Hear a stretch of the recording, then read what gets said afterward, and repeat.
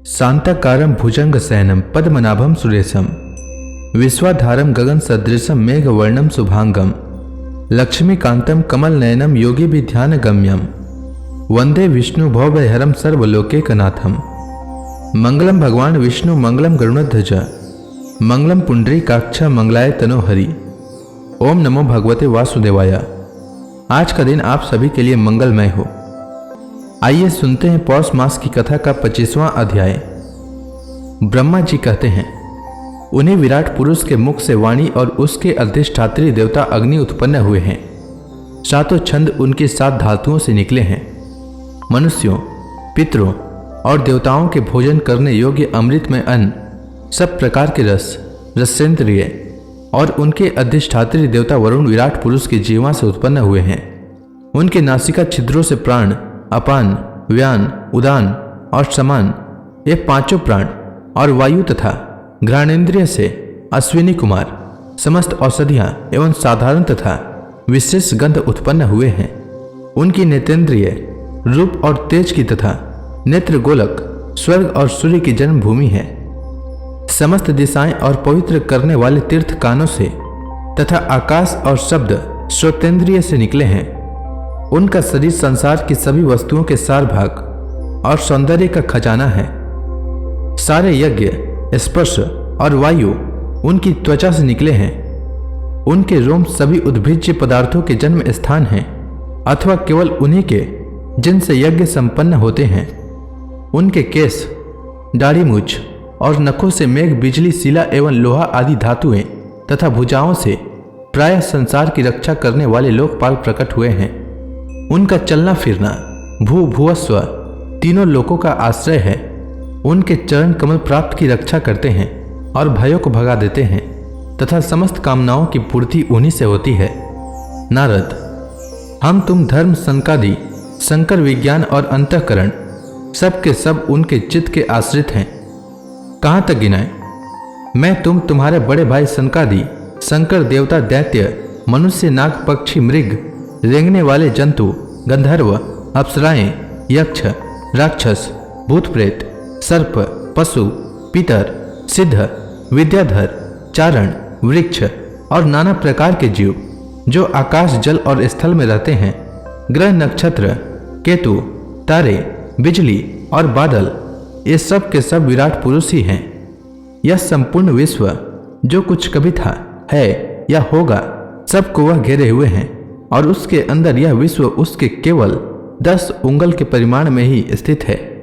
जैसे सूर्य अपने मंडल को प्रकाशित करते हुए ही बाहर भी प्रकाश फैलाता है, वैसे ही पुराण पुरुष परमात्मा भी संपूर्ण विराट विग्रह को प्रकाशित करते हुए ही उसके बाहर भीतर सर्वत्र एक रस प्रकाशित हो रहा है। मुनिवर, जो कुछ मनुष्य की क्रिया और संकल्प से बनता है, उससे वह परे है और अमृत एवं अभय पद का स्वामी है।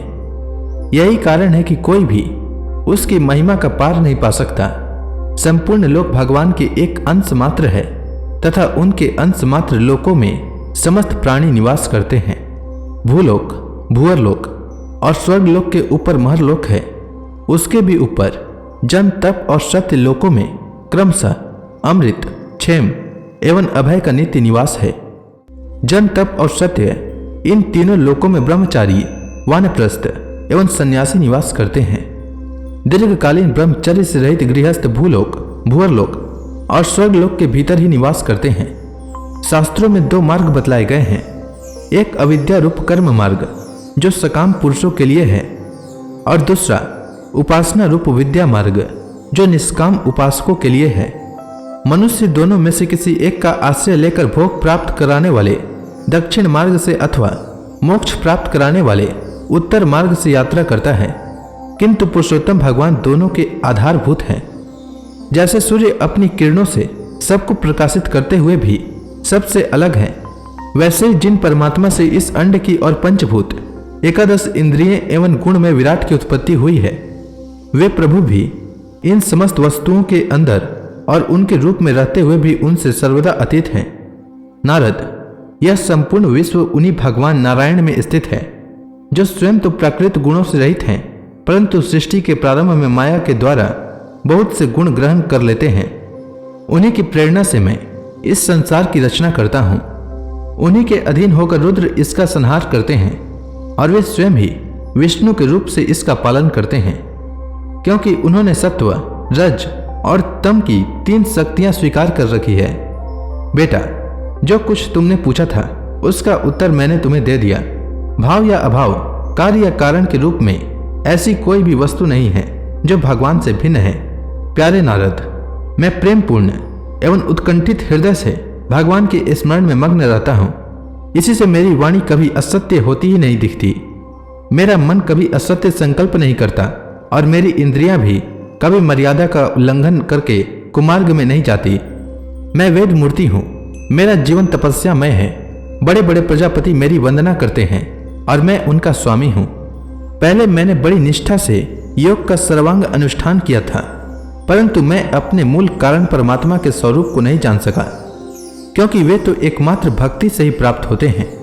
मैं तो परम मंगलमय एवं शरण आए हुए भक्तों को जन्म मृत्यु से छुड़ाने वाले परम कल्याण स्वरूप भगवान के चरणों को ही नमस्कार करता हूँ। उनकी माया की शक्ति अपार है। जैसे आकाश अपने अंत को नहीं जानता, वैसे ही वे भी अपनी महिमा का विस्तार नहीं जानते। ऐसी स्थिति में दूसरे तो उसका पार पा ही कैसे सकते हैं। मैं, मेरे पुत्र तुम लोग और शंकर जी भी उनके सत्य स्वरूप को नहीं जानते, तब दूसरे देवता तो उन्हें जान ही कैसे सकते हैं। हम सब इस प्रकार मोहित हो रहे हैं कि उनकी माया के द्वारा रचे हुए जगत को भी ठीक ठीक नहीं समझ सकते। अपनी अपनी बुद्धि के अनुसार ही अटकल लगाते हैं। हम लोग केवल जिनके अवतार की लीलाओं का गान ही करते रहते हैं, उनके तत्व को नहीं जानते। उन भगवान के श्री चरणों में मैं नमस्कार करता हूँ। वे अजन्मा एवं पुरुषोत्तम हैं। प्रत्येक कल्प में वे स्वयं अपने आप की ही सृष्टि करते हैं, रक्षा करते हैं और संहार कर लेते हैं। वे माया के लेस से रहित केवल ज्ञान स्वरूप हैं और अंतरात्मा के रूप में एक रस स्थित हैं। वे तीनों काल में सत्य एवं परिपूर्ण हैं। न उनका आदि है न अंत है। वे तीनों गुणों से रहित, सनातन एवं अद्वितीय हैं। नारद, महात्मा लोग जिस समय अपने अंतःकरण, इंद्रिय और शरीर को शांत कर लेते हैं, उस समय उनका साक्षात्कार करते हैं। परंतु जब असत पुरुषों के द्वारा कुतर्कों का जाल बिछाकर उनको ढक दिया जाता है, तब उनके दर्शन नहीं हो पाते। परमात्मा का पहला अवतार विराट पुरुष है। उसके सिवा काल, स्वभाव, कार्य, कारण, मन, पंचभूत, अहंकार, तीनों गुण, इंद्रियां, ब्रह्मांड, शरीर, उसका अभिमानी, स्थावर और जगम जीव, सब के सब उन अनंत भगवान के ही रूप हैं।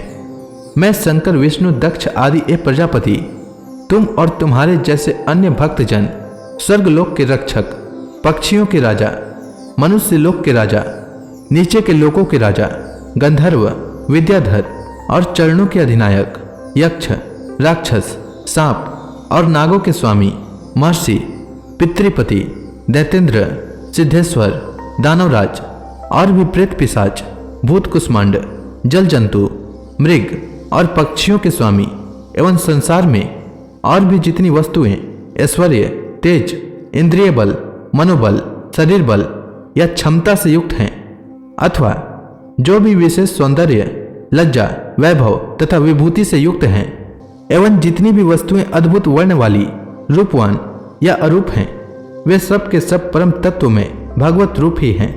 नारद, इनके सिवा परम पुरुष परमात्मा के परम पवित्र एवं प्रधान प्रधान लीलावतार भी शास्त्रों में वर्णित है।